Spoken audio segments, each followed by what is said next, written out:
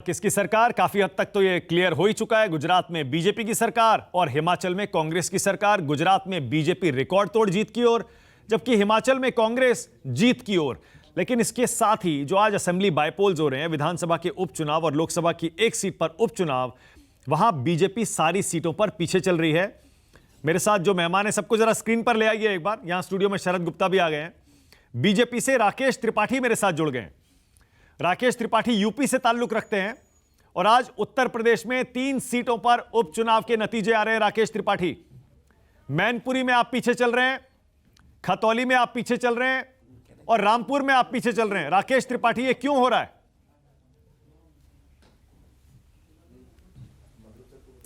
देखिए, खतौली और रामपुर के परिणाम का तो अभी हम इंतजार करेंगे, क्योंकि हमें उम्मीद है सुबह से लगातार भारतीय जनता पार्टी वहां आगे चल रही थी, अभी इस समय पीछे है। हम उम्मीद करेंगे अंतिम राउंड तक की गिनती का भारतीय जनता पार्टी वहां पर विजय पताका लहराएगी, हमें ऐसा भरोसा है। मैनपुरी में जरूर हमें ये महसूस कर पा रहे हैं कि मुलायम सिंह यादव जी एक बड़े कद के नेता थे, उनके निधन के बाद ये सीट खाली हुई है। आज भी भारतीय समाज में मानवीय संवेदनाएं सबसे ऊपर होती है और कहीं ना कहीं यह चुनाव पूरा मानवीय संवेदनाओं के साथ गया है। उनके निधन के बाद जो सिंपैथी बड़ा कन्वीनियंट जवाब चुन लिया राकेश त्रिपाठी, दिख रहा है अपनी सहूलियत के हिसाब से सबसे आसान रास्ता चुन लिया आपने इस सवाल का जवाब देने का। जो 2 सीटों पर आप पीछे चल रहे हैं असेंबली की, वहां आपने कहा भाई अभी रुकिए, अभी रुकिए, 1 बज गया, आप कितना रुकिए। और लोकसभा में आपने क्या दिया है, तो जी सिंपैथी वेव चल गई, सांत्वना की लहर समाजवादी पार्टी को मिल गई क्योंकि नेताजी का निधन हुआ है। राकेश त्रिपाठी, मान लीजिए अब जो नतीजा है काफी हद तक सेटल हो रहा है। आप कहें तो मैं आपको डिफरेंस भी बता देता हूं, आप कितने वोटों से पीछे चल रहे हैं और वोट प्रतिशत जो है वो भी अपनी कहानी खुद कह रहा है। आप कहें तो मैं डिटेल में जाऊं। देखिए मानक जी देखिए, लोकतंत्र में जो भी परिणाम आएगा, परिणाम की हम समीक्षा भी करेंगे, परिणाम को सरमाथे भी रखेंगे, लेकिन कम से कम एक बात तो तय हो गई ना कि आज लोकतंत्र बच गया। नहीं तो लोकतंत्र मर जाता अगर कहीं भारतीय जनता पार्टी अगर यहां आज चुनाव जीत गई होती। और समाजवादी पार्टी ने तो कल ही ईवीएम पर सवाल उठाए थे, कल ही उनके महासचिव रामगोपाल यादव जी ने रामपुर के चुनाव को रद्द करने के लिए एप्लीकेशन दी थी। तो ये जो तमाम सारा उन्होंने पहले से पेशबंदी कर रखी थी, अगर कहीं आज वो चुनाव परिणाम उनके प्रतिकूल आ जाता तब तो निश्चित तौर पर लोकतंत्र की हत्या हो जाती। आज ईवीएम निर्दोष निर्जीव ईवीएम पर आज न जाने कितने आरोप लग जाते। तो कम से कम ईवीएम आज रुसवा होने से बच गई है, आज लोकतंत्र कम से कम जिंदा रह गया है। मैं मानता कि भाजपा ने अगर आप बड़े चतुर प्रवक्ता हैं राकेश त्रिपाठी, तो ये भी एक बड़े बड़ी बात है। चतुर किस्म के प्रवक्ता हैं, हम smart spokes person from the BJP. अब देखिए, मैंने जब घुमा के पूछा तो आप घुमा के ईवीएम पर निकल गए। मैं जल्दी से विशाल अंग्रीश के पास चल रहा हूं। शिमला से विशाल लाइव है। विशाल, आपके साथ कौन लोग हैं और क्या कांग्रेस के खेमे में जश्न शुरू हो गया है? 38 सीटों पर है, अभी मेजोरिटी से बहुत आगे नहीं निकली है कांग्रेस पार्टी। विशाल,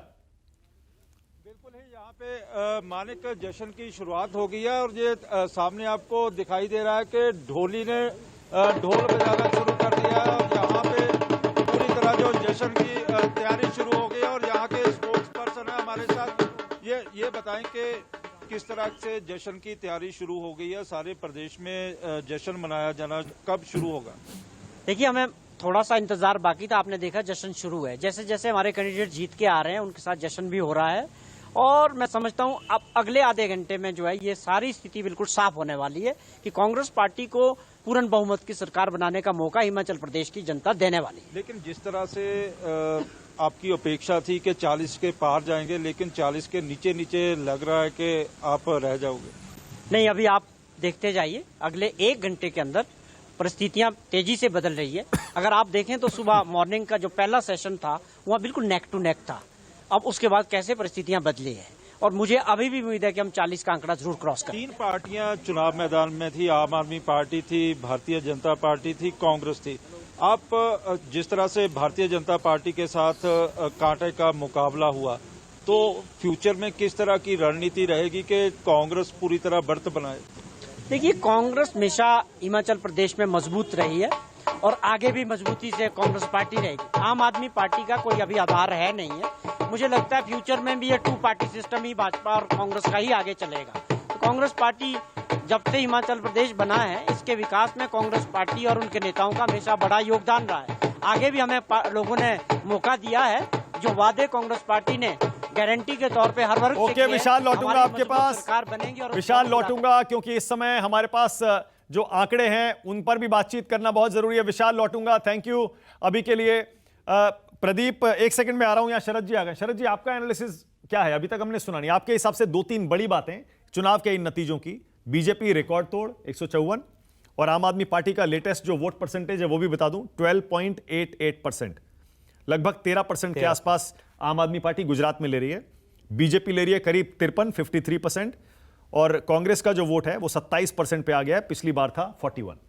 अब देखिए, गुजरात में बड़ा इंटरेस्टिंग कॉम्बिनेशन है कि जो आम आदमी पार्टी को जितने वोट मिले हैं उससे दुगने कांग्रेस को मिले हैं, और कांग्रेस को जितने मिले हैं उससे दुगने बीजेपी को मिले।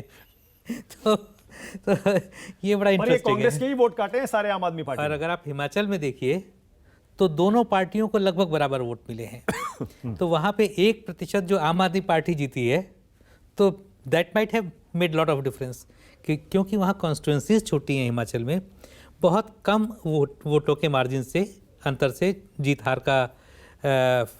हार तय हो रही है।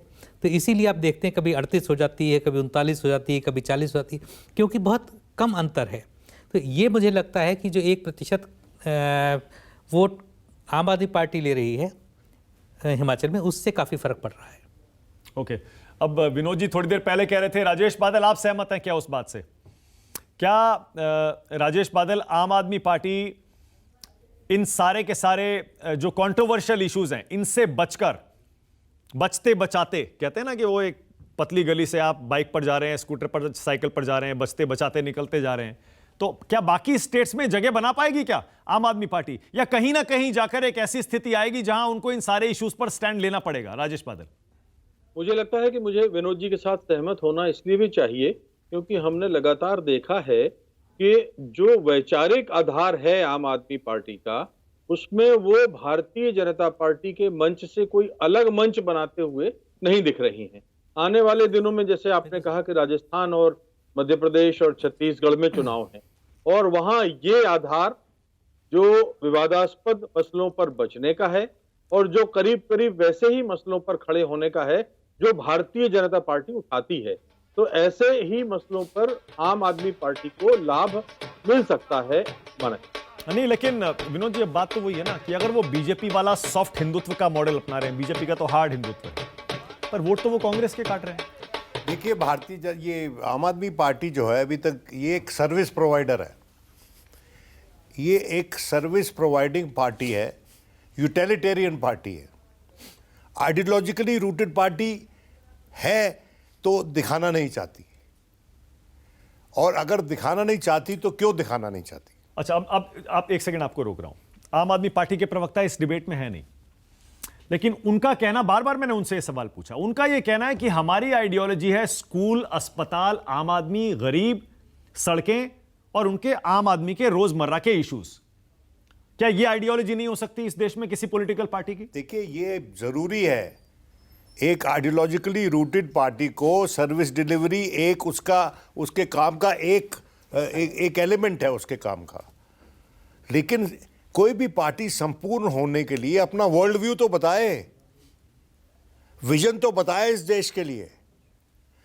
मैं ये पूछना चाहता हूं कि भारतीय जनता पार्टी जो है कितना मुखर होकर लड़ रही है ऐसे विषयों पर जो जनता को डिवाइड करते हैं, क्योंकि उनको मुस्लिमों के वोट नहीं चाहिए, क्योंकि उनको सूट करता है, हिंदुओं के वोट चाहिए, हिंदुओं के वोट ले लेते हैं। कितने लोगों को वोट दिया उन्होंने मुस्लिम भाइयों में? गुजरात में सबसे ज्यादा वोट कितने लोगों को सीट दी? सबसे ज्यादा सीट किस पार्टी ने दी? कांग्रेस नहीं दी। कांग्रेस उसका मुआवजा भुगत रही होगी या उसको नुकसान हो रहा होगा उससे, लेकिन दी, और उसने भी कम दी अनुपात में। हम यूपी में देखते हैं कि यूपी इतना बड़ा प्रदेश है। देखिए, हमारी जो डेमोक्रेसी है वो रिप्रेजेंटेटिव होने के अलावा पार्टिसिपेटरी भी होनी पड़ेगी। अब पार्टिसिपेटरी के 2 आयाम होते हैं, एक कि आप इलेक्शन जो जीत रहे हैं वो एक इंक्लूसिव टीम को लाकर इलेक्शन जीत रहे हैं, और दूसरा। नमस्कार, मैं हूं मानक गुप्ता। अगर आपको हमारा ये वीडियो पसंद आया हो तो इसे लाइक और शेयर जरूर करें, और हां, हमें सब्सक्राइब और फॉलो करना ना भूलें ताकि आप देश और दुनिया की कोई खबर मिस ना करें। तो जुड़े रहिए हमारे साथ और देखते रहिए न्यूज़ 24।